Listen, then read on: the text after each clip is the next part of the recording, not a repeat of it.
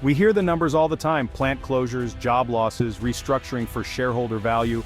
But those numbers aren't just statistics. They're people, families, lives upended.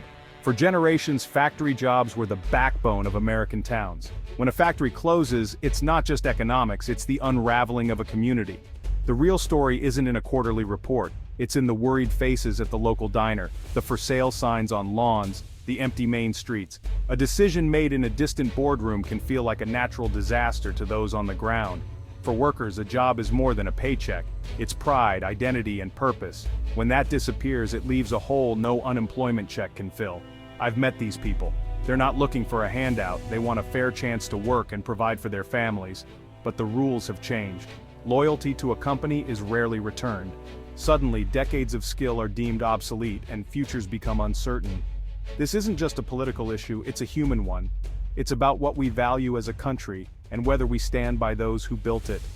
Forget the statistics for a moment. Let's talk about the real cost. Towns fighting to survive, families struggling to hold on, workers who just want to do what they do best: work.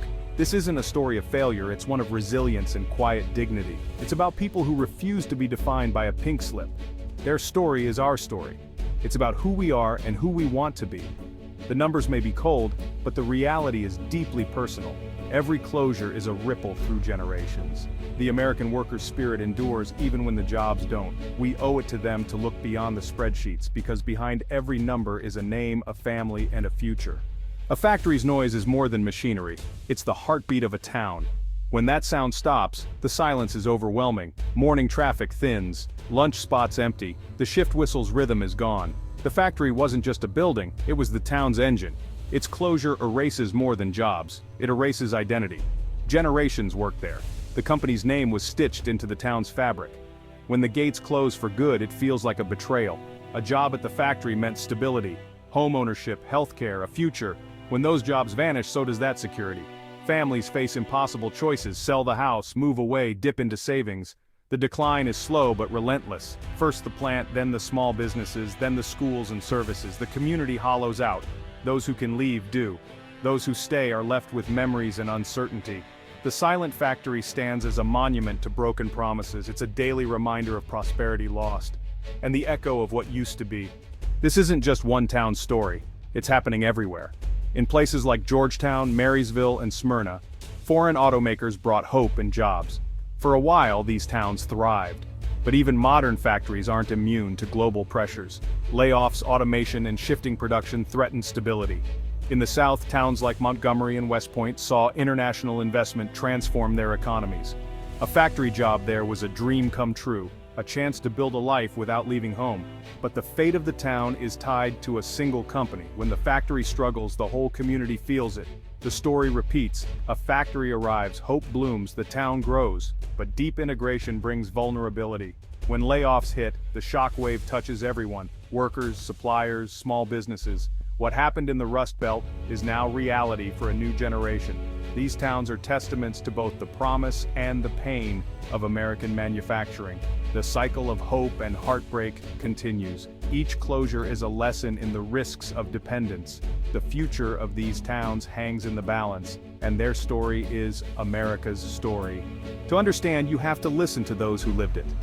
Dave, a third-generation auto worker, spent nearly 3 decades on the line. When the plant closed, he lost more than a job. He lost his identity. "This is who I am," he told me. Too young to retire, too old to start over.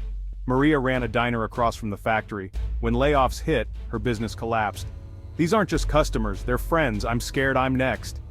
A factory supports an entire ecosystem, not just its workers. But there's resilience too. Sarah, a former welder, lost her job when her plant moved overseas. She went back to school, learned to install wind turbines, and rebuilt her future. "They can take my job, but not my will to work," she said. These stories reveal the real cost: fear, loss, but also determination. The American spirit is tough and adaptable. These aren't victims, they're people fighting to get back up. Their voices are a call to action. We can't talk about the economy without talking about the people who make it run. Every layoff is a personal crisis. Every closure is a community's challenge. But every comeback starts with someone refusing to give up. These stories matter, they're the heart of this issue, and they demand to be heard. A factory closure ripples through a town's economy. Every lost paycheck means less spent at local stores, diners, and dealerships. For every manufacturing job lost, several others disappear. Waitresses, mechanics, shopkeepers. The tax base shrinks, schools cut programs, public services suffer, healthcare becomes a crisis, good insurance vanishes with the job. Many go without care, leading to long-term health problems. The housing market collapses. People can't sell, can't move, and foreclosures rise.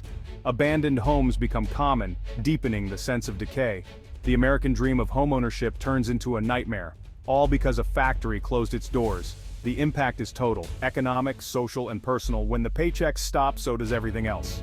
The deepest costs aren't just economic, they're emotional and spiritual. Losing a job means losing identity, pride, and routine. Depression and anxiety soar in towns hit by layoffs. Mental health resources are scarce, and stigma keeps many from seeking help. Families feel the strain, children sense the tension, marriages are tested. The home becomes a place of worry, not refuge. Hope fades as prospects dwindle. Despair can paralyze entire communities. Restoring opportunity is vital, but so is restoring hope and dignity. Without it, no financial aid can heal the wounds. The crisis is as much about spirit as it is about dollars, and it's one we can't ignore. Factory closures aren't caused by a single villain. Globalization drives companies to cheaper labor overseas. Automation replaces skilled workers with machines. Corporate focus on short-term profits leads to decisions that devastate communities. The nature of work is changing, but we haven't built a safety net for those left behind. Quiet factories are a monument to our failure to put people before efficiency. Other countries face these challenges but handle them differently. Germany's Kurzarbeit keeps workers employed during downturns, subsidizing wages instead of laying people off. Strong vocational training and apprenticeships create a skilled workforce and stable jobs. Robust safety nets and retraining programs help people transition, not just survive. These nations see workers as assets, not costs. They invest in people for long-term stability. It's not perfect, but it proves there's another way. We can choose to prioritize our people too. The solution must be as complex as the problem. Real support for displaced workers means more than unemployment checks. It means effective, local retraining.